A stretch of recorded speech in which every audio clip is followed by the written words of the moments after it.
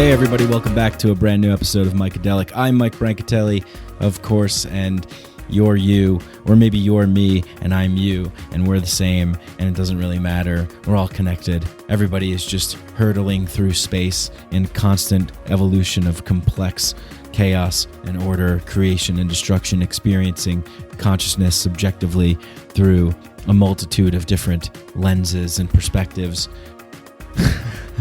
But you know what? We're going to get into that and more with today's amazing guest, Mitch Schultz. You might know Mitch Schultz from the groundbreaking, profoundly impactful, innovative documentary about DMT called DMT, the Spirit Molecule, that came out about a decade ago, about 10 years ago. Mitch has also been involved in lots of different things. I'm pretty sure that you've seen Mitch's work beyond just DMT, the Spirit Molecule. If you're getting into, ideas in the psychedelic field, if you're listening to podcasts about psychedelics, Mitch has been everywhere, and he's got his hands in some of the best storytelling, the best documentaries that have been made about psychedelics and about consciousness. And some of those are past podcast guests of the show, like A New Understanding by Robert Barnhart and his exploration into the healing powers of psilocybin. The documentaries Ayahuasca, Drink the Jungle, and Wachuma with Aubrey Marcus. And also the new documentary that's coming out. I should also mention From Shock to Awe as well. I know a few people in that film. And the new documentary that's coming out that I'm really, really excited for, that drops October 14th, is called The Way of the Psychonaut. And you can find out about that at thewayofthepsychonaut.com. But it explores the life and work of Stanislav Grof, the Czech-born psychiatrist and psychedelic psychotherapy pioneering, transpersonal psychology and psychotherapy and holotropic breath work, doing, some of the first research into LSD, and then shifting into that holotropic breath work that I mentioned. And, Stan is just, one of these guys, these sort of, for lack of a better term, Mount Rushmore type figures in psychedelics, and just has done so much for individual healing and for the field of exploring the psyche and spirituality and the soul and science. So really, really super excited to watch that. I can't wait for that to come out. All right, and as a part of the intro where we sell some things so that we could stay alive, so we could keep the lights on, so we could pay the bills, so I can eat, so I can have nutrition, so I can provide good shows like this one with Mitch Schultz.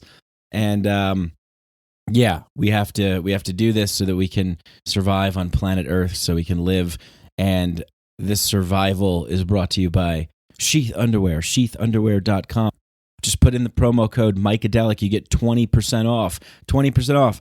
It's awesome because, in a lot of podcasts, they're like doing the sponsors and they're doing the ad reads. And it's like, sometimes you're like, all right, do you guys really use this stuff? Or are you just telling us that you're using this? And we all know how like commercials are, who the hell wants to, I hate selling things. I hate convincing people of stuff, but that's what makes this easy. It makes it really, really easy because it's just awesome. Just go get it. It's great. And it's a win-win-win. They get to sell underwear. I get a little bit of money. You guys get awesome underwear, and you get a discount. What is that? 4 wins, 5 wins? There's like 6 wins in there. But really, they're awesome. They're just great. And I don't know. Do you need someone to like tell you how great a pair of underwear is? Just go to their website, sheathunderwear.com. Order a pair. Put in promo code Mycadelic. You get 20% off. If you don't like it, you return it. They give you your money back. Whatever. But you need a good pair of underwear. You need a really good pair of underwear. This underwear is silky smooth, stretchy fabric, moisture wicking technology, keeps everything in one place, separated, prevents sticking and sweating and chafing and all that stuff that we don't like down there. Great for the hellhole apocalypse dystopian future that we are in right now. And it's only going to get worse. So if you want, you have to have a good pair of underwear when you're being chased down the street by alien zombies from Zeta Reticula who are invading the planet and trying to convert us all into reptilian, slaves. So, if you're wearing sheath underwear, you're probably going to get away. if you're wearing sheath underwear, all your man parts are separated, so it's activating your sacral chakra. Your chi is able to flow through your body more, which means your pineal gland won't be calcified by those dirty old Hanes that are like sandpaper, just grabbing your balls and squeezing them, and you're running, and next thing you know, you're dinner for some reptile family from the Pleiades. But with sheath, you're going to be home free. You're going to be comfortable. You're going to be dancing and prancing in a meadow of lavender fields and singing, Beatles and Lucy in the Sky with Diamonds and all the good. It's all the happy stuff with sheath. Sheathunderwear.com, promo code Mycadelic, 20% off. It's the greatest pair of underwear you can ever put on your body, and you'll liberate yourself from the shackles of alien-dominated oppression, and you'll also... I don't know what the hell I'm saying here, folks. I'm just going right off the dome. But you know what? Sheath underwear is awesome. It's great. It's cool. They're the best. And I love talking about things that are awesome. So they're awesome. And hopefully you guys can be awesome as well. There's like sponsors that you have to convince people that, and then you're trying to convince the audience that it's like, oh, I'm not trying to convince you. I'm just trying to tell you that this is a good product. But this really is a good product. I'm wearing them right now. They're amazing. They're really, really comfortable. And the pouch is fantastic. I mean, it's like I didn't even know that they could innovate underwear like this. So they're doing it. They're doing it big time. Their colors, their designs, it's all great. It's really, really good. And yeah, I mean, ditch those old, crappy underwear. Underwear is so important. Do you want to be a slave in an alien zoo? No. So get sheath underwear. Ditch that old crappy underwear and get sheath. Sheathunderwear.com, promo code Mycadelic. You get 20% off. And yeah, like I said, it's easy to talk about this stuff because it's just great. So I hope to get more sponsors that's just easy to talk about because they send me their stuff. I love it. Hopefully you guys love it. And yeah, sheathunderwear.com, 20% off, Mycadelic, code, bye. Student Loan Tutor.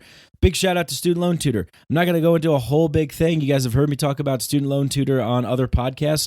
If you have student loan debt, just go to studentloantutor.com and schedule a free evaluation. I get nothing out of this. I'm just trying to help people. They help me tremendously. Check it out.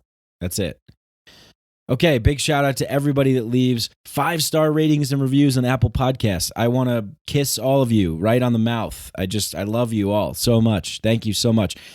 It not only does it make me feel really good, like what I'm like, first of all, it makes me feel like I'm not insane. Because oftentimes I feel like a fucking lunatic just sitting in my room ranting into a microphone in front of a plant. And, I guess I'm talking to the plant. It's just between one fern. It's just me and a fern. That's it. But I feel like a psycho, so thank you for everybody who doesn't make me feel like a psycho by leaving a 5-star rating and review. It makes me feel like I don't want to kill myself. It makes me feel like I'm not alone. It makes me feel like you guys actually enjoy what I'm doing. And I'm always trying to make the show better. I'm always trying to improve. So I always encourage feedback as well. Message me, find me. You know how to use the internet. Just go there and find things. All links. I always put the links in the show description and stuff. You guys don't need it all spelled out for you. You know what to do when you like things. And you like something, you just tell people about it. You don't need some guy on a podcast telling you what to go do and what to go buy and how to be and all this bullshit. So anyway, if you want to become a patron, you can go to patreon.com. You can become a patron, and I'd love to have more patrons because I'm really trying to build a community here.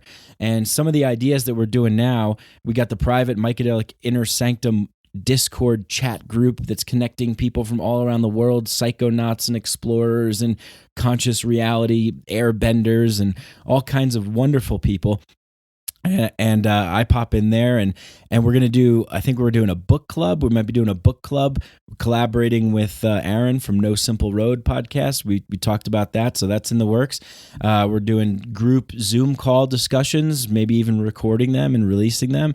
And just, I want to build more of a community. So if you guys are interested in the stuff that we're talking about here, and you're interested in being a part of the Mycadelic Inner Sanctum, go to patreon.com/MikeBrank and you can join up and sign up for that. And yeah, what else? I don't know. Just big shout out to everybody that supports and loves and shares and all that good stuff. Oh, I'll just say one more thing. The Apple Podcast ratings and reviews are really important because It's just like a Google search algorithm, and Apple does that as well. So it's like the more ratings and reviews coming in, the more people listening to the show, the more subscribers, the more opportunity the show gets to be bumped up in the categories that it's listed in, the more people searching for podcasts to listen to with this kind of subject matter are like, oh, cool, what's this?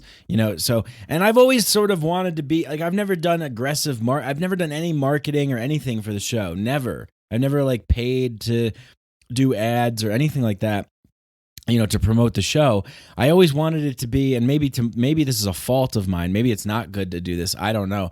But I always wanted it to just be this sort of like underground kind of thing that like people discovered and found. And like, I never wanted to have ads. I don't want to be begging people for money. I don't want to do any of that kind of stuff. So it's just like, I just feel like I have to do this because I'm not part of a large podcast network, and I don't have like a marketing team, and I don't have like promotional people. It's just me. It's literally just me. I do literally everything.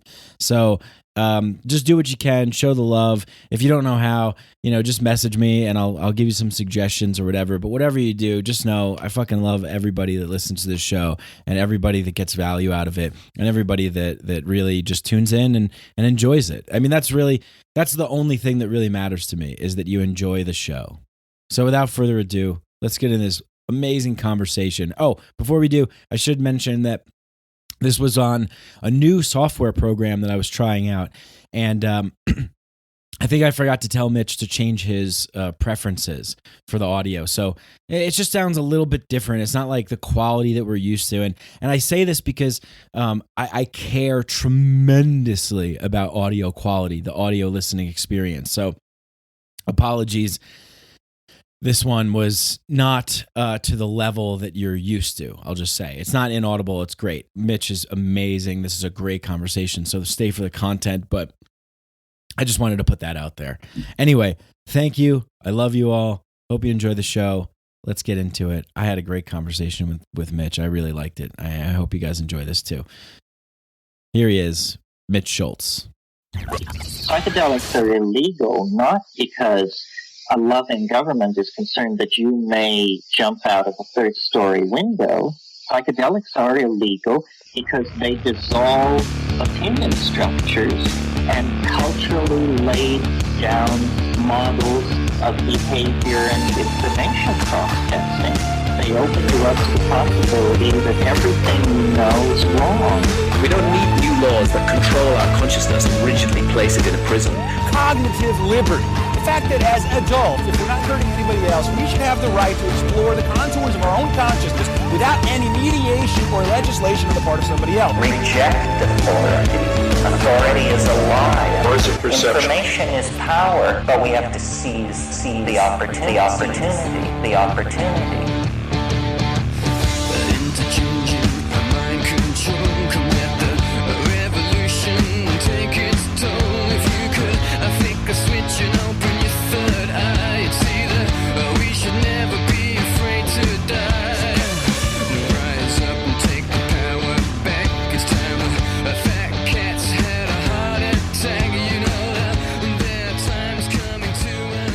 So you just recently moved back to Austin, if I'm correct, right? You spent some time there. Yeah, I've been in Austin for a while, actually. My plan earlier at the end of last year, actually it's been for a few years, but the end of this last year was getting ready to move to Australia.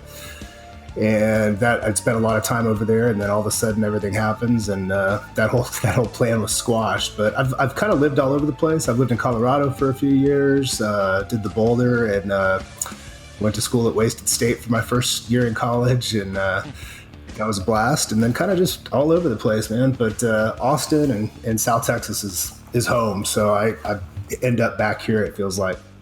You said Wasted State. What is that? So it may not be called that anymore, but it's Western State down in Gunnison. Oh, wow. Okay. So it was called Wasted State when I went to school there. But at least that's what we called it. Yeah, that's what you guys called it. I just went to Gunnison. I went camping in the Black Canyons down there. Oh, it's great, isn't it? So amazing, yeah. So much. That was the best part about 18, 19 years old, man, leaving Texas and going out to the middle of nowhere, Colorado. I had a blast. And it was one of the best snow years that they had had in like 20 plus years when I got there. So I spent a lot of time on the mountains, not enough time studying, and so be it. Well, studying nature, studying life, the mountains, right? It's all worth it, Yeah. Yeah. So I'm always like, man, where do I begin? Where do I start? Because I've seen so many of your films, DMT, the spirit molecule, the Huachuma, the ayahuasca, drink the jungle. And I know you have another one coming out, and The Way of the Psychonaut, and also I think a sequel to the spirit molecule, right? We are in the process of developing that. Very excited to kind of pick that ball up again, because a lot's happened in a decade. Surprisingly, it has been a decade since we've released that first film. So, wow, yeah, flies. It was a major. I'm sure you hear this all the time. It's such a major impact, and sort of this thing that, of course, I had no idea what this thing DMT really was, and then it just, the documentary in itself was a psychedelic experience because it shifted my perception, Yeah. Well, that was our goal. We had really put a lot of time and effort into thinking about how do we get people into an altered state with a film, and from the amount of editing and the way the shots were composed, the music, the visuals, all of that. So I'm glad to hear that we had a little success in that. It is very hard to take the experience of DMT and what all lies in that and put it on a two-dimensional screen in a linear storytelling format. It's like, well, it's not quite like this, but let's see where we can go with it nonetheless. Yeah, definitely. You and I was like, in preparation for this, I was just watching, you were giving a talk, I think in Australia, Cultural Metamorphosis, Recoding Mythology, Transmedia to Transbeing. So I was like, whoa, that's fascinating as hell. My podcast is called Mythology, and a lot of people just think that it's just about psychedelics, but I think you can't really just talk about psychedelics when you're experiencing psychedelics. It brings up so much more. Right. So I'm sure that you have, your interest goes way beyond just the psychedelic as well, right? It does. And that was one thing as I was doing a lot of my research and prep for the spirit molecule, and it brings up so much. But the main thing for me, and that I've always kind of had an interest in, is mythology, and how our stories create the realities that we exist in, and how it limits us, but then at the same time, how they can propel us to go further and think beyond what we see as our normal day-to-day reality. And then also what really started to fascinate me, and this has just been kind of my focus over the last decade, is about the evolution of that. We know that everything changes. There's a constant state of change. And I think that's the one thing that all humans could agree upon, is that change happens. Yet it is the hardest thing for humans to say, okay, it's changing and I'm going to deal with this. So we push back so much against that. And I was always fascinated by how our mythologies are changing, especially in a time of the internet, the information exchange being so rapid, new technologies from AI, any number of different things that are feeding this constant morphing and shifting of perspective as complexity grows. So that was definitely part of it. And then also, through my storytelling, it's the idea of transmedia being these kind of multiple planes of existence, but it has a common source back to a story. And then how are we telling those stories to keep people engaged, to keep people thinking about things, to tie in a new article that they might have read to a piece of that. And that was one of the reasons we put out all of our interviews from the spirit molecule. I couldn't imagine leaving 100 hours of that stuff. We shot roughly 100 hours of interviews with just amazing people. And we used 1% of it in the entire film. And I was like, how can I leave all this out and not have people explore this? Oh man, I'm so glad you put those out. Yeah, I would watch hours of like Ralph Abrams and Eric Davis and Kathleen Harrison, and yeah. We wanted people to share in that experience because it was such a transformative experience for me just to sit down with those 50 brilliant people and have these conversations. I felt like I got an entirely new degree out of the whole process. So I'm glad that you were able to watch those. Yeah, they were so awesome. So, I love mythology, and Joseph Campbell I consider to be like my virtual distant grandfather, in a certain way. One of the things that really stuck out to me is, I remember him saying that we sort of need a new world mythology. As right now that it just, the modern way that we're living seems so fractured, secular, divided, and he really believed that we needed this kind of unifying world mythology. Do you think that, what do you think about that? Do you think that's something that... Well, it's a great question, and I appreciate you setting me up on that one, because another project that we're in the process of putting together right now is based off of colleagues' podcast called Future Sense. And there is some research that was done back in the 50s to the 70s that was looking at human development and how we evolved. And he found these kind of fractal patterns within an individual's life, going and growing from an infant into an adulthood, but that these same themes held true and that they could correlate across the entire species. And the underlying piece of that was Joseph Campbell, his hero's journey about, we go through this calling, and then we go through this kind of go on a search, and then we have this kind of the depths of hell that we're released to, and then we have this awakening and come back out, and we come back to share it. Well, essentially what he's describing, I think, is the change process in humans and the change process in our storytelling. And so that kind of sits at the core of this. And we're using that, plus this research done by Claire W. Graves, to tell the human story, to tell a new mythology that is a unifying experience. That we can say, look, this is how we've been evolving from hunter-gatherers all the way through to where we are now. And then kind of taking a look ahead, because the gentleman that did this research had people that were about 3 stages of development ahead of where the modern paradigm was. And so it's kind of a future roadmap to how humans what we will evolve into, essentially, as long as we can keep ourselves on the planet long enough to do that, which is a whole nother thing that we could get into. But it's a great question. And I think that change element and what he mapped out really gives us an opportunity to evaluate what that next step is and what that new message is, because right now we need it more than ever. It's drastic, and people are using these old mythologies still to divide us and to talk about the other, and it's that person over there, it's this group over here, and this back and forth has got to it has to stop. We've got to figure this out, that we are all humans on a planet together, and that we are not separate. We are all part of this thing together. So yeah. And in my experience, and I wonder, I think that this is something that I feel is really indicative of the psychedelic experience, that it's sort of, there's a common theme of togetherness and unity, and also a common theme of diversity and novelty and exploration and discovery and openness. So, I think that you're doing such a great job in showcasing these stories of transformation, and a lot of, what your films show is like sort of going on that hero's journey, right? Like starting off in this familiar, comfortable location, and then venturing somewhere new, and then talking to the people that have had these transformations. What was it for you that really got you interested in storytelling to begin with? Sure.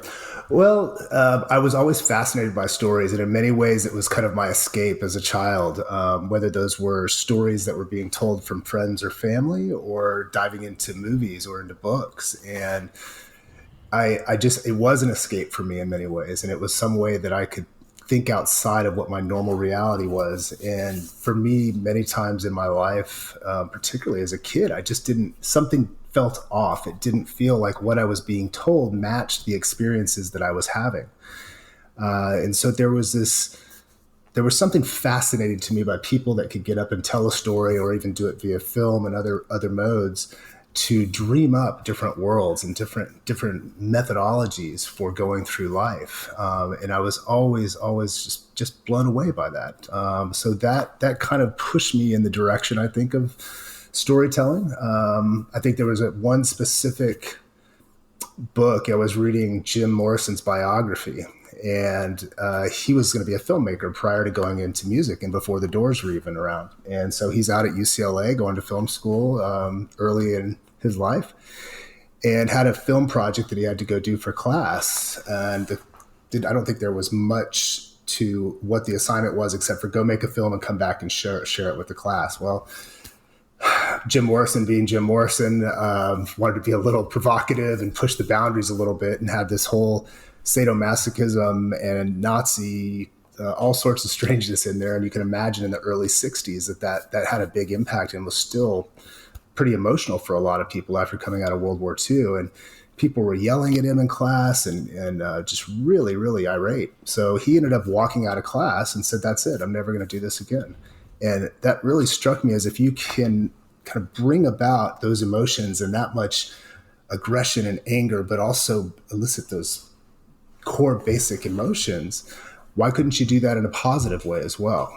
Why couldn't you use that to bring people together? And it was kind of after reading that, I thought, I'm going to be a filmmaker. This is what I want to go do. And I had also been around psychedelics since I was about 14 years old. So I had the experiences. And then it was an actual DMT experience, my first one, that pushed me to make the film. Almost the second that I came back from that DMT experience, I remember or had some sort of awareness that you are going to make a film. I didn't know it was going to be the spirit molecule. I didn't know anything else about it.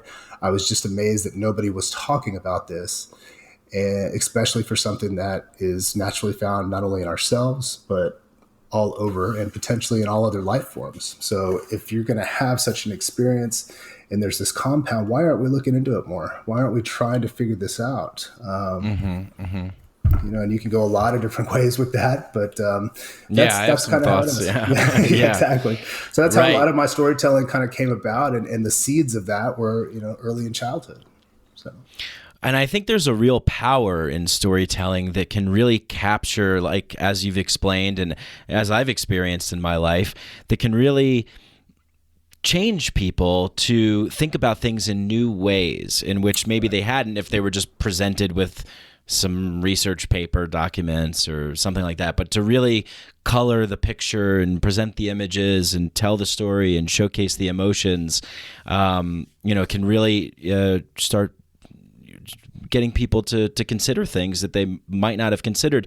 I believe in that talk that I was watching before, it was from 2012, and you were talking about how it was a little difficult to get some funding at first and get interest because you mentioned the word psychedelic and people were just kind of like, oh, I don't know about that, you know. Right. But now we're in a different space. Would you agree that we've kind of come to a different territory? What have you seen change since then? Absolutely. I mean, I didn't. Even when we put the DMT film out 10 years ago, I didn't think we were going to be where we are today. I'll be honest about that. I was hopeful that we would, and that we would be able to have some more research and other things happening. And here we are. You know, MDMA is a year or so away from being legal, at least to go in and sit with a therapist and do this work. Psilocybin's around the corner. There's all these decriminalization laws that are starting to take effect. So I think we're in a much different place now. Whether or not the media scape has caught up with that, because even taking out the second film of the spirit molecule or the conscious molecule that we're looking to put together, it was still kind of the same thing. We're like, well, it's a little out there. It's a little bit much maybe for our viewers, but and we haven't had any luck yet to be able to secure any funding. But at the same time, similar to with the spirit molecule, I knew that the film was going to be made, and it was just be a matter of, you know, putting one foot in front of the next and just keep talking to people, and that we would find the right people, we'd find the right organizations to get behind us to put this information out. And the new film, we're using DMT is kind of jumping off point. I wouldn't say it's entirely psychedelic. What I'm really fascinated in is that the idea of the universe being conscious. And many people look at this in different ways. It's even broken down to simulation theory or panpsychism, any different number of ways. But what we're starting to see in science is that there is kind of a level of intelligence or consciousness, even at base levels of reality, even if it's a proton or a neutron, or whether it's a particular charge, and then how it's relating to the next thing. It's always relative. So that's really what I want to explore, that, how this entire thing that we live in, that we call reality, and not just planet Earth and not just the solar system, but the entire universe has an element, or at least elements of some sort of consciousness. And what does that mean for us? If everything, because that means everything is connected and everything is constantly in shifting focus based on what that is. And it's this kind of conscious software almost moving through the universe at any given point in time. Yeah. So even now that's a little far out for some people. Like, imagine that. I don't know. I mean, I guess I'm in a little bit of a bubble. I think I'm in a little bit of a bubble. We've decriminalized mushrooms here in Denver. Everyone I talk to is sort of hip to what you're talking about, but I guess sort of to the general population or what have you.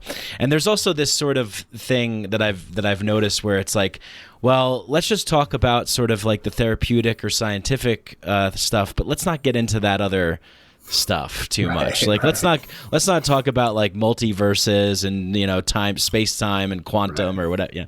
But I'm like, why not? That's really cool. Like, And I get go ahead. No, I was just going to say, not all of my experiences are of the healing variety. I have a lot of really far out alien type of experiences, as I'm sure you probably do too. Absolutely. Yeah. And, and I understand it on the level of like, we're looking around. Let's just take America as a snapshot right now, and things seems to be collapsing. Our worldview and views in this country have some other things that are playing out. So I can understand why looking out into the universe and understanding these deeper questions may not be as relevant for right now when we're in a time of social crisis, where it looks like the political systems, our social justice systems, all these different elements of what we understand of reality seem to be threatened or falling apart. And I guess it makes sense on that level that people are going to be a little more interested in what's happening right now because their daily lives seem to be threatened. At the same time, what these experiences can show us is that we are all connected and that we can have these healing experiences. And if we can start to take care of the kind of underlying issues with all of these things, and not like, oh, well, we've got to have a tougher criminal justice system, or we've got to have, get back to traditional values with our political system and all this nonsense. We can actually get to the underlying traumas that sit at the base of our human existence. And a lot of these problems, I think, start to disappear just by themselves because we have a brand new way of thinking and going about life, and we treat each other differently, and we treat the environment differently. And all those things, I think, just kind of fall away or can fall away. Yeah. Right, which is, like you were saying, that we want change, but we also fear change because the change that's coming, it has so much uncertainty and so much complexity, and it's moving at like such an exponential rate as well. While at the same time, there's also this go back to the traditional values, back to the sort of old stories, and it's like this thing that's just like, and like something's going to come out of that friction. But yeah, it's really an interesting time. It's not my original idea, but I do think that we're in sort of like an initiation point right now, sort of a collective, ceremony, if you will, like a change point, But this also gets into the fact that these kinds of experiences and showcasing this kind of information does have a power to make change to the way that we experience this reality. Absolutely. And that's the thing is pushing back against this change and trying to push back to old ways of being. Look, those ways have not worked anymore. And we have to understand that the change is coming, whether or not we like it or not, it will automatically happen. And so everything that we can do to be flexible within that change and adaptable within that change, the better and easier it is going to be on us, not only individually, but collectively. And so it takes time. It takes a little bit of release of some of those older values and some of those older ways of being to actually be okay with where we're going. And we may not know exactly where that is, but if we can be that, if have some of that flexibility, I think we'll find that it's going to be a lot easier to get there. Yeah. I have a tendency to think that it's comes with a crisis point, and like I'm like, we're in a crisis point right now, so it's like, when is it? But it's just so interesting because, you know, the psychedelic experience can create that. You know, you have to surrender into the experience, but you have to surrender to surrendering into the experience. You have to like be open to that first. So it's like, it's, I don't know. I always just, my brain just rattles around about like, you know, when I first experienced psychedelics, I was like, this could save the world. Like, we're going to change everything. And I wanted to tell everybody about the experiences I was having and how wonderful this was. And then you get those strange looks from people like, what are you talking about? Yeah. What do you, I know them well. That's the only reason I bring them up. Yeah. So, and it's true. Not just one kind of event that happens that pushes us out. I think it's a compounding of these different issues, right? So the economy, the political system, the social justice system, all of these things kind of stacking on top of each other. That's what's going to push us, I think, beyond just like, maybe it's just one event that we're all waiting for. Like, oh, this one thing's going to happen, but it's these compounding issues. And you said the complexity of all of this. It is so much more complex than it was even 20 years ago. And then you push back 50 years, 100 years, things are speeding up because the complexity is growing, and the information exchange between people is happening so fast that we can no longer, on a personal level, we can't keep up with how fast things are changing on a cultural and societal level. So we just kind of play catch up, which feels like it's uncomfortable most of the time because the rest of the world looks a particular way, but we see our own lives and it's not that necessarily. Right. Yeah. I mean, I you know, McKenna talked about sort of the limitations of language and the phonetic alphabet, and, you know, the sort of linguistic and symbolic prison that we create for ourselves out of comfort. It's like, it's comfortable to be here. We think that we've figured it out. Rupert Sheldrake talks about the sort of dogmas of science where it's like, well, we think we figured about 99% of it out. We just have that 1% left to figure out. So it's this sort of thing that we keep, you know, it's this egoic thing that keeps coming up, but it feels like something wants to be birthed, and it's like we don't know exactly what it is because we don't have the structures of that yet, but it also feels like the psychedelic experience could help inform us of that, inform us of those values. Yeah. Well, and that's why I think we're seeing this resurgence in psychedelics. You know, it disappeared from, you know, let's say late 60s, early 70s. Science kind of just didn't pay attention to it anymore. And I don't think it's happen chance that we're seeing this resurgence in psychedelics, because that does give us these new modes of thinking and gives us a broader range and a more complex way of thinking, although it tends to simplify things in the same time in that complexity. So cocaine and alcohol are not going to work as well as altered states for where we're going. We're going to need something that's going to show us these different ways, and psychedelics gives us that. So where we're going, we don't need roads. Yeah, that's right. Or planes or any of that. Yes.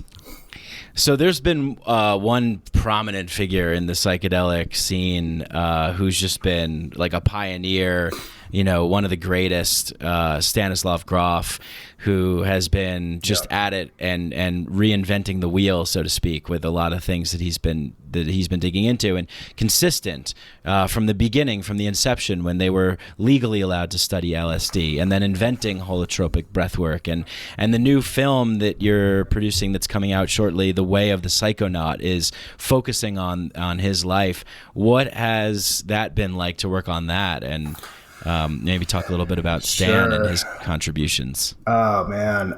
Well, it's been an honor. I was contacted through a friend of mine last year and said, look, there's a woman that's been working with Stan for years, putting together his life's work in this. And her name is Susan Hess-Loger, and she's been working on this project for about 4 or 5 years now, which is about the same amount of time that it took us to do the spirit molecule. And she needs some help producing this and getting the film out. And so I came on, I guess it was the end of last year, like in December. We started kind of putting the package together and really kind of thinking about how do we take out this man who has been around and looking into altered states of consciousness since the 50s, you know, actually probably even a little bit before that for his own stuff. And he has been the one amidst all of this. I mean, over a 60-year career,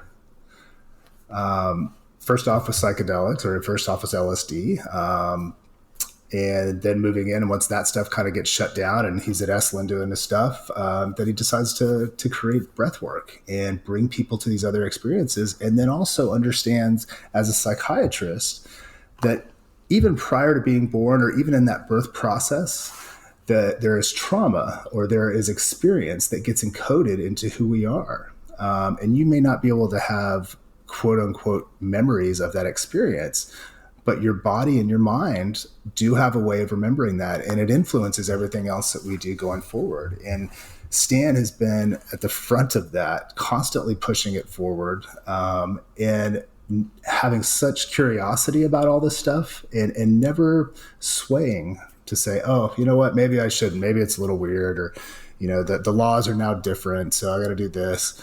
But he has constantly been through that and pushing it, and he has, in many ways, if it wasn't for Stan Grof, I probably don't think we'd be here today with the same kind of psychedelic resurgence. Because he laid the groundwork for all of this to happen. Many of the researchers credit him for the reason they wanted to get into this sort of research. And then he also he grounded it, right? He was able to ground the idea of like, don't go away when somebody's having a bad experience. Come to them, sit with them, make sure they're safe, and accept it. You know, let it just be, as opposed to, oh no, you're not having this experience, or pushing back. Let that be, and something is coming out of that. Something's wanting to come to the surface from past experiences or trauma. And he's such a genuine and sweet man on top of all that. It just makes everybody that I've ever spoken to him that's been around Stan, whether it's for a short amount of time or extended periods of time, doing research or talks, has never had a bad word to say about that man, which is pretty amazing. Pretty amazing. And everybody loves Stan. So we're very excited to get this film out. It's happening in a couple weeks on the 14th of October. And we've also been doing some live streams with all the interviewees for the past 4 months, and with Stan and his current wife, Brigitte, which has just been amazing and awesome medicine actually for us during this time of lockdown. And we're sitting here just having these wonderful conversations with Stan and those other great people that have been around him for 30, 40, 50 years. Yeah. It's amazing how he was able to adapt to, you know, the restraints that were placed upon all of us, you know, war on drugs and you know, all that kind of stuff, and really just go like, you can't catch me. I'm gonna go do this other thing. You can't make the breath illegal, right? You know, and it really it gets into the territory where I think common misconception, not misconception, but maybe more of a focus to sort of the psychedelic naive type person is like, oh, psychedelics elicit visions in the mind and you see things. And it's like, well, yeah, but there's also this other component that deals with birth and that deals with death and that deals with trauma release and that deals with somatic, you know, unpacking the somatic experience and the nervous system and things like that. And yeah, you know, I guess my knowledge, I'm not like a Stanislav Grof geek. I've only sort of looked a little bit at his stuff, but from seeing some of his stuff with the holotropic breath work and that kind of release, have you experienced that, by the way? I haven't, and it's something that's on my agenda. You know, like I want to tick that box because, again, people that I've spoken with that have gone through that just say, and then also kind of comparing it to psychedelic experiences, that it can be just as powerful, sometimes even more powerful than a psychedelic experience is, when you're getting back to some of these kind of core elements that brought you to who you are. Amazing. It's like, what does that tell you about who we are in this world, you know? And the mind and how we create all of this and how it's impacted even, you know, from those early stages. It's absolutely fascinating to me. So I have not tried that yet. You know, maybe we can work that out. We're going to do it together somewhere. Sure. Yeah. Okay. Yeah. There's, you know, I don't know if I would consider myself a psychonaut, although I've had a lot of experiences. I feel that for me that I have a sense of like, well, I need to be called to it. I need to have some kind of pulling to it. I'm not going to just do something because I don't know, like, oh, I haven't done it before, so I'm just going to do it. Sure. But yeah, I guess, do you feel the same kind of way, or do you feel like that? Yeah, you do. Like, I mean, because I know that you're reporting on this stuff, you're showcasing it. So is there I think there have been times where I've been called to do certain things. And I don't frivolously just kind of go out these days and just do it because I haven't done it. But I do have some interest in this, to finding out more about who I am. I think is one of my kind of meanings of life, why I do what I do is to find out more and more. What do you think? There's times where I'm like, oh, great. Yeah. And then there's other times like, oh gosh, I don't know if I wanted to go there. But I also think that even those times where I may not, it been a hard experience or something might've been a little challenging, those always tell me something bigger than just the, oh my gosh, it's so pretty. They tell me a lot more about who I am and then how that impacts my life. And what direction needs, what I need to go to understand that even more, or to rectify what that behavior is or what that thought process is. But I love finding out more about myself, even if it's challenging. It can be. It's not something to just blow off lightly. At the same time, I think there's, it should be the meaning of life for all of us in some way. If we can do that, life changes dramatically. Dramatically. So. Right. It's changing no matter if we want to change with it or not. And I think that, when you're in this, it's, when you're in this kind of, I don't know, field, or I guess what to call it, but the exploration of the self and doing inner work and the exploration of consciousness and reality, it never ends. I mean, for me, I can't just say, well, that's good enough. It's right. So it's constantly this curious journey. What were some moments for you that really where you really had a sort of experience that profoundly shifted? I know you mentioned the first time that you had smoked DMT. Yeah. I mean, anything that really stands out to you where you're like, oh, wow, this is going to take some work for me to sort of adjust or think about. I guess maybe what we would categorize as challenging experiences. The first DMT experience was that, because I had a full-on ego death, and it happened so fast. The person that was administering the medicine to me the first time said, I've never seen a look of fear on somebody's face that I did on yours for the first few minutes of your experience. And I remember everything just rushing by and thinking, all right, this is it. This is how I go. I've got to go. Now my parents are going to find out. It's a horrible thing. But then once I settled into it, I ended up in this beautiful place, and it, without getting into all the details, that told me more than anything that everything was connected and is connected and always will be connected, not just for myself, but across the entire universe and amongst every life form and every not inanimate object. It took me a good 4 years to kind of piece myself back together, come up with kind of a new framework, because I thought I had a pretty good understanding about what everything was. That was shattered. It was just completely done. And so it's really the kind of coming back part, right? When you're in your normal day-to-day reality and you're like, how the hell did I just have that experience where I was not in this room? I traveled who knows where, and was experiencing beings around me communicating telepathically. How do you come back and wrap that into your head and then move forward with it? So that was one. And I think that was the kind of a big kind of, it was a big impetus for me to start looking back into these altered states. Some of my ayahuasca work, I think, has really opened up some of those pieces of who I am and what what certain things that happened in my life and the connection through my life laid down certain behavior patterns, certain thought patterns. There was some great stuff actually from the ayahuasca film that we did, where I had some great communication with my brother who had passed away, and trying to get a better sense of what all that meant, not just leading up to that event, but also going forward, and how I responded to that, the sadness around that, the grief around that, and then also how that could or couldn't play a big role in how I was moving forward in life. I could easily just curled up in a corner, and that would have been it for me. But something kept telling me to go forward, to keep talking about this stuff and help other people out that were struggling with opiates and other things. Because we've had a lot of that, and a lot of people just need a little bit of guidance. So, I think I would hope that every time that I have an experience that there's something to be learned, and that's how I go into it. Whether that's with a creative project that I'm working on, or if it's a really kind of deep dive into my own psyche. But that's why I do what I do, and I, continue to unfold the change and try to be as loving to myself as I can when I do that. Yeah. It's man, what a.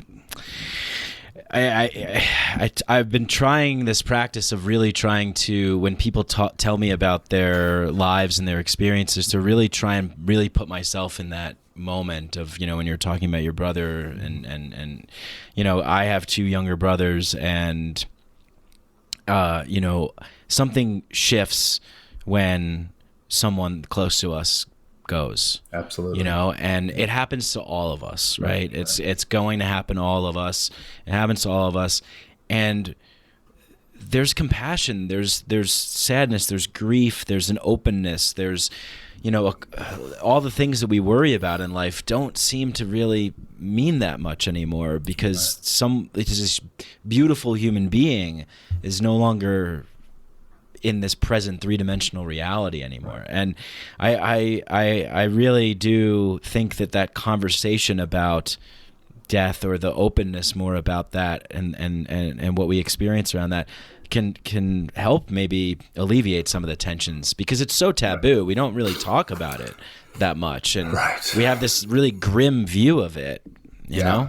No, and I think that's one of the other elements is talking about death. Older societies had made that part of their mythologies. And I think in the Western world, we've kind of ignored that. We all know that we're going there, yet we don't want to talk about it at all in our daily lives. We don't even want to be exposed to that. Yet it is part of life. So why aren't we talking about that? Why aren't we communicating that and preparing ourselves for that? And it doesn't mean that we have to be dark and, dive into our own little caves and not really get into it, but like preparing ourselves and having these conversations. So when that does come around, it's a lot different. And it also, how do we understand death, right? To me, we continue to go on. You can call that your spirit. You can call it whatever you want. But I think death is only relative because we have life, and vice versa.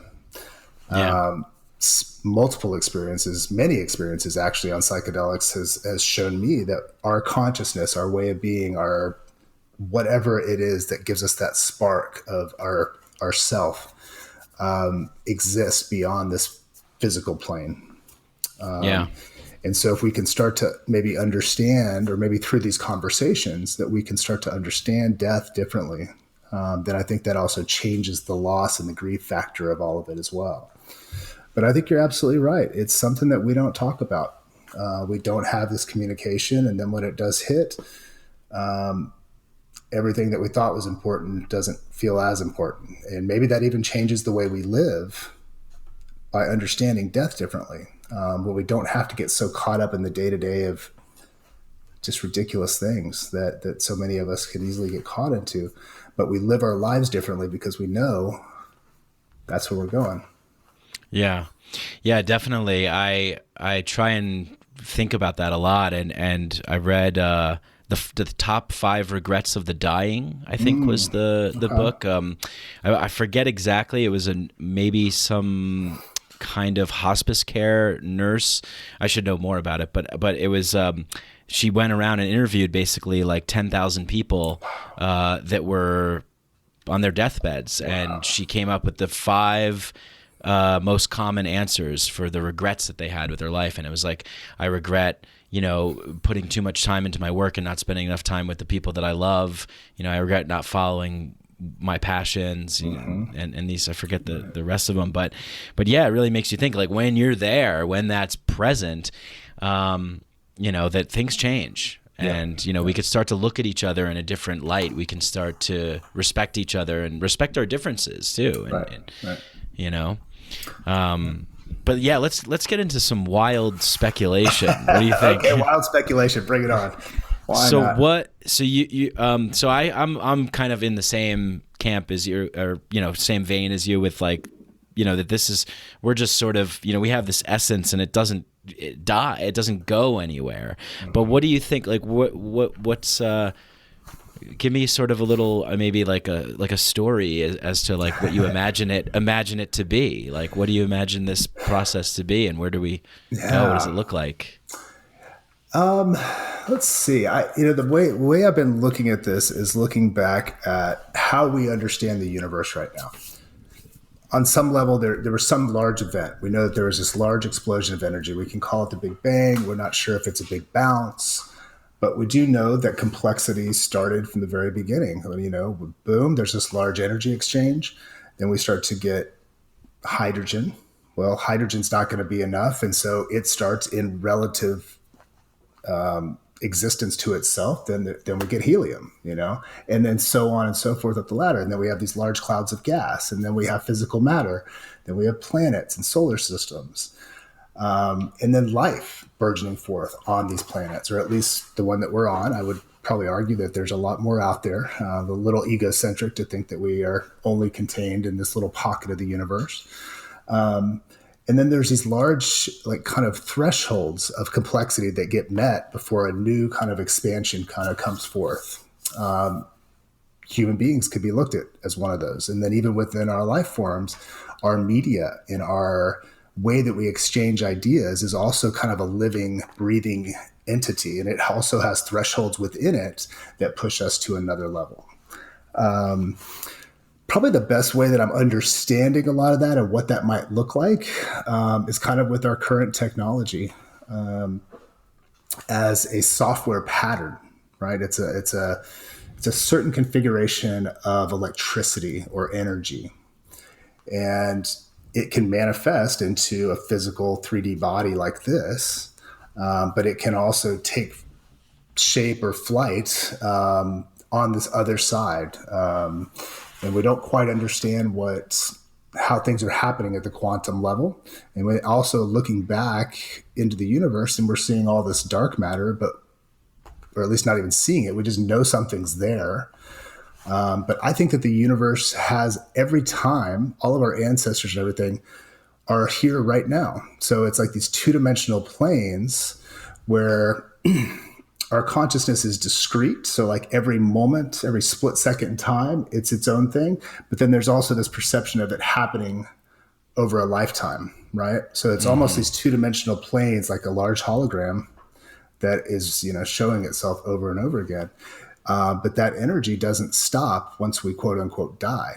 That there is something else there, and our physical bodies are still here in this point in time, yet everything in reference to it has moved ahead or has spiraled ahead. So it becomes the dark matter to those beings or to ourselves up ahead of time.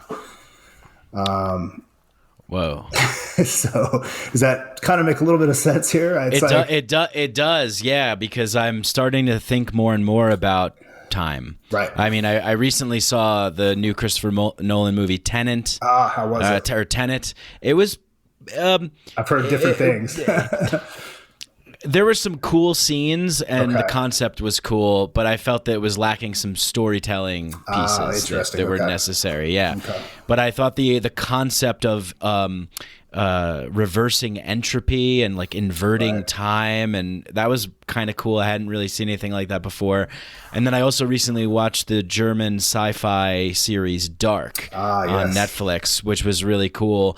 And it's just, kind of reminding me of these notions that I explored once before about time and how it's not necessarily linear, and that we don't really know what's happening. And and then there's I spent some time in Peru working in an ayahuasca center down there at the Temple of the Way of Light. And the Shipibo people and their mythology and cosmology, spirits. So it's like it's sort of almost what you just explained. It sort of reminds me of like, well, we all have our Joseph Campbell mythologies. Like, we all have our flavors, genres, the way that we color the pictures of what we're experiencing. But it seems like it's coming from this inertia of complexity and replicating and duplicating and spinning on, always moving, constant motion, and it's just like this self-replication over and over and over again. That might sound a little strange to a lot of people and sound like hell to other people. But within that self-replication, we also have somewhat of a choice to what that replication is, whether that's on how we act, how we're thinking, and how we kind of move forward in that. But there was just a recent article about, is consciousness kind of this linear forward movement, or is it discrete? Is it all connected, or is it just discrete, or can it be both? Why does it have to be one or the other? I tend to go to like, so it's probably both, that there are these two-dimensional frames, almost like a movie. And then if you piece them together, you actually, it's a still frame, but then if you piece them together, you can see the motion, or you can experience the motion. And so even our consciousness, some of the experiences that I've had can show you what was in the past, but can also show you what was in the future. And then the connection within all of that, mind blowing when it comes down, and it's, I think it has changed how I look at the world and how I move through the world, just by simply saying, wow, if this is all connected and we're always here, then we're impacting everything else around us. Human evolution is not done. Most people look at evolution, they're like, oh, it's happened and here we are, we're the best thing ever, and blah, blah, blah. It's like, well, no, the environment's constantly changing. Everything around us is moving, and we're also in response to that system, and playing a role in that. Yeah, I tend to like fantasize about a sort of near utopian world where we've come to allow more freedom and experimentation and research and really study these things. And I remember I don't know if you know Michael Phillip of Third Eye Drops. We were talking about mystery schools and how we could really start to have these things to explore completely new ways of being. Like what would be possible if everybody had this experience and everybody had this knowledge, which you're talking about, what we're talking about here. It's like what could be possible? It's like the unimaginable, really. So much great stuff happening. And you know what? Just give a shout out to my brother Dennis McKenna, because he's working on his new mystery school right now, and I think that's amazing. Been kind of put together, and they've been building the website and getting some of the kind of the framework of education and experience happening.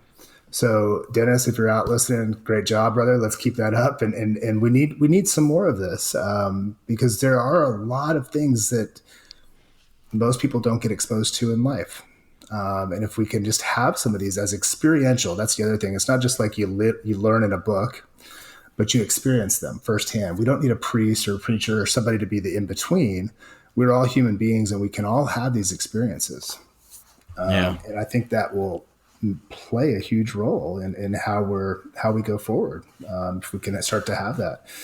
And according to this Claire W. Graves' research that we've been looking at and working on this new project, we're moving kind of from a fifth stage of evolution, conscious evolution, into a sixth stage. This is the spiral dynamics, right? Exactly. Yeah. Well, spiral dynamics was written by two of his graduate students.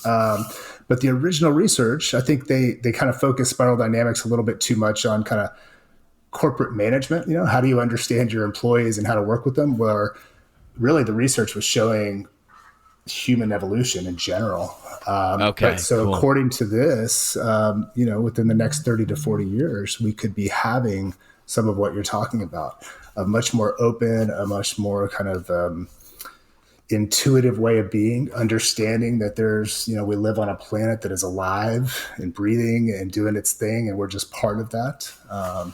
The holon, the idea of the holon, that there's the sum of the parts that make up the whole. And so there's a lot, I think, to be hopeful for, even though right now we're looking around going, wow, it doesn't look like there's a whole lot to hold on to, but from what this research shows, it looks like there's a lot to be hopeful for and to keep striving for. Yeah. Yeah. So is it stuff like that that keeps you going, that keeps you motivated? Like, what's the sort of core interest for you? Maybe it changes. I'm sure it probably changes. What's your sort of the thing that's really like tickling your neurons at the moment? Well, human evolution, really. Human evolution is the big thing, and that fits into these bigger narratives of space-time and black holes and everything else. But what I've been working on with my mate over in Australia, Steve McDonald, is like, it's a very important time right now for humanity. There's a lot of, we could find ourselves in a very bad situation, even though I think we have some of those already. We could easily wipe ourselves off this planet if we're not careful. So understanding that human perspective, and trying to put that general mythology on, hey, we all have a lot in common. We're all here doing kind of the same thing, and trying to kind of lower that,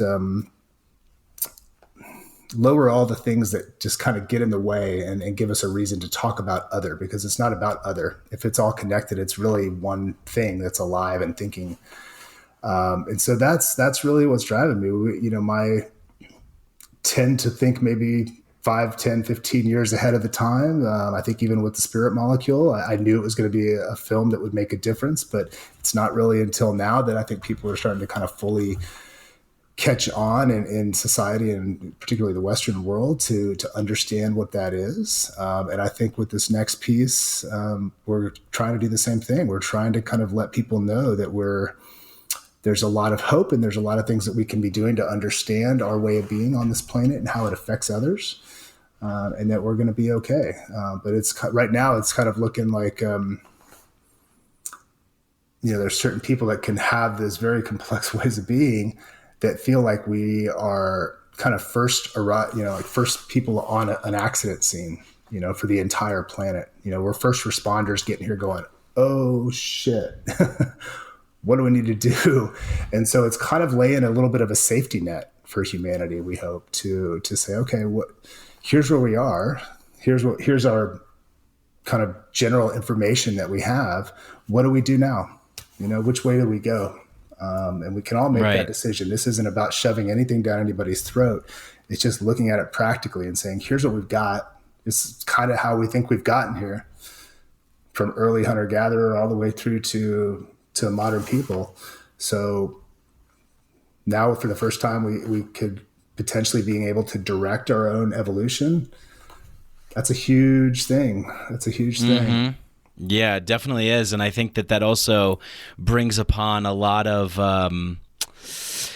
I don't know, almost like when you get the feeling that like, oh, it's me. I can actually affect. It's almost this responsibility that like falls in your lap, where unfortunately we've been sort of, in the sort of dominant paradigm, I suppose, that it's this sort of comfort narrative, this sort of like, don't worry, we'll take care of things for you. Just sit back and relax. Right. And that hasn't gone so well, has it? Hasn't really gone so well. No, it hasn't. But it is about having those experiences, though. Yes. And I think that the films that you make can have those experiences because I wanted to bring this up about the accessibility to it. Mm-hmm. Like I can like send this to my parents and be like, hey, like check this out. This is like interesting because I think it's accessible for everybody, right? Like, do you think about that when you? Absolutely. When I first started conceptualizing the DMT film originally, it was going to be the weirdest thing ever. It was going to be so far out there. I was like, how do you put this into a film? Well, I'd like to see that too. Yeah. Well, hopefully this next one we could do some of that a little bit more. Cool. But what became very apparent to me, though, was to have the biggest impact, I needed to kind of structure it and allow more entry points. So going out and talking to all these brilliant people that are respected, that have written books, that have done a lot of different studies, and that have ways of talking about it where it doesn't sound like, just some dude sitting on his couch getting high with that old stereotype, because I think a lot of people run the other way with that.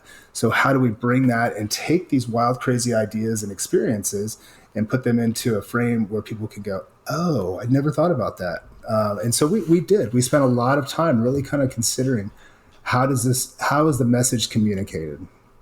How is the the person telling the story relating to the person that's receiving the story.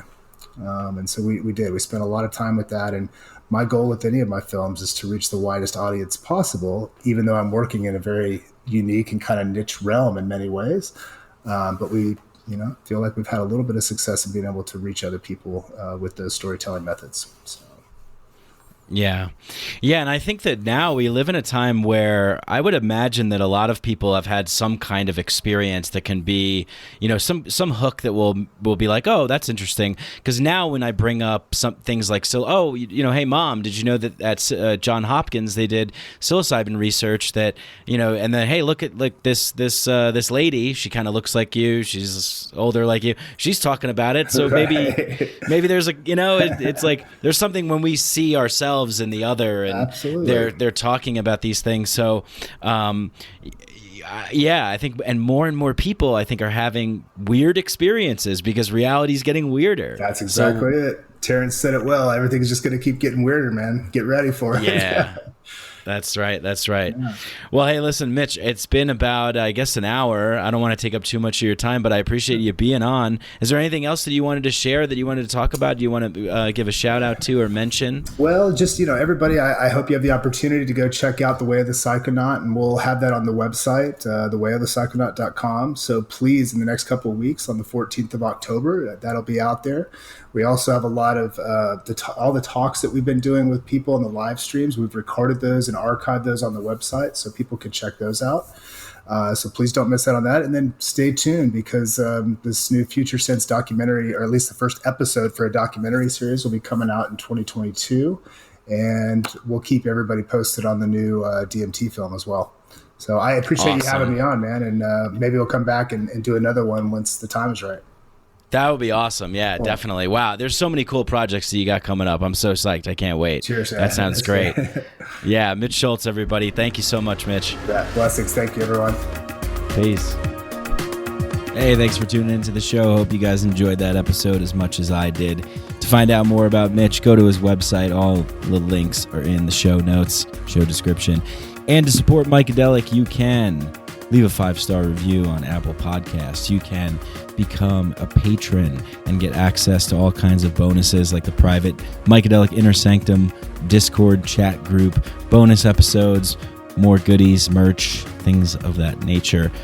And check out our sponsors, sheathunderwear.com. Go to sheathunderwear.com. Put in the code Mycadelic. Get 20% off everything at sheathunderwear.com. It's awesome underwear. Go check it out. And check out Student Loan Tutor. Schedule a free evaluation. StudentLoanTutor.com. Tell them I sent you there. Thank you so much, all of you, to everybody who supports this show. Thank you for all the love and support, all the kind words. This show wouldn't be possible without you. You know who you are, and you know what to do if you love things. Tell people about it, share it, like it, subscribe, and stay tuned for more awesome episodes like this. Shout out to Danny Barnett and Galaxia for the intro and outro songs. And of course, to all you out there, much love. Peace.